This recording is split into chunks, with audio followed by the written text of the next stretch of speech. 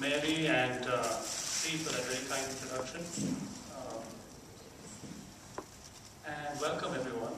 So, namaste. Namaste.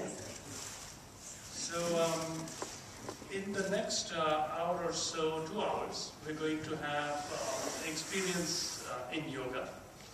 And as many other experiences in your life, right, it has the potential to transform something within you. So, if you take life, it's nothing but a series of connected experiences, right? Do you agree with that?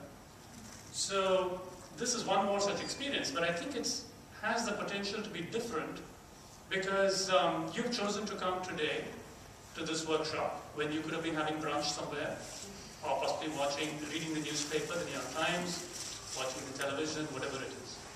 Now, all these experiences that you have in life, if you really think about it, there's a threefold aspect. There is an experiencer, there's an object of experience, and there's the actual experience. Right? So if you were eating brunch, you'd have food and you'd be tasting it. If you're reading the newspaper, you'd have the words and you're seeing it. And so there is this common triad, right? But most of the time when we go through experience, like right this moment you're listening, but we don't think about this triad. We don't think, what is the object of experience, what am I experiencing, and who's experiencing, correct? If at the end of this 2 hours, you begin to ponder who is the experiencer, then the purpose will be accomplished. Okay?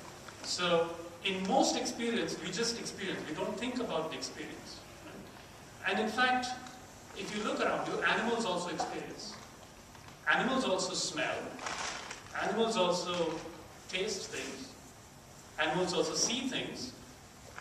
And at some level, the human is no different from an animal if he only undergoes experience without thinking.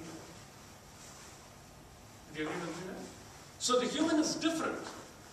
And the human birth has given us an opportunity. Right? So we need to know what that opportunity is. So the first thing is that we can actually process our experience. We can think about who is the experiencer, whereas an animal cannot. Right? Now humans are very arrogant. We do think that we have reached the pinnacle of our evolution. Right?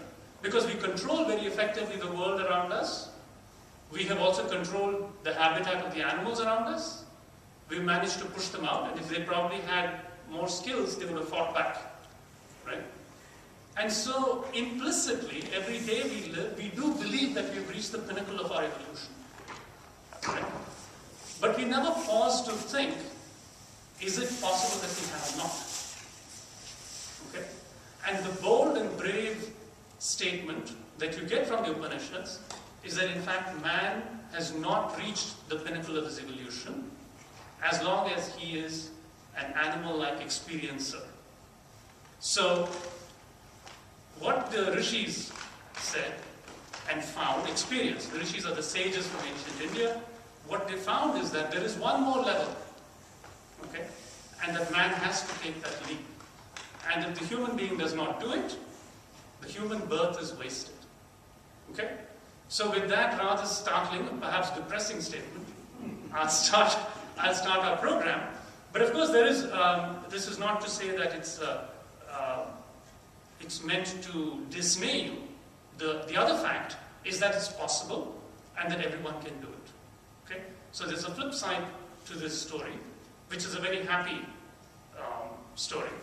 But I started off with the obverse side of the coin, just to wake you up a little bit in case that morning coffee hadn't done it already.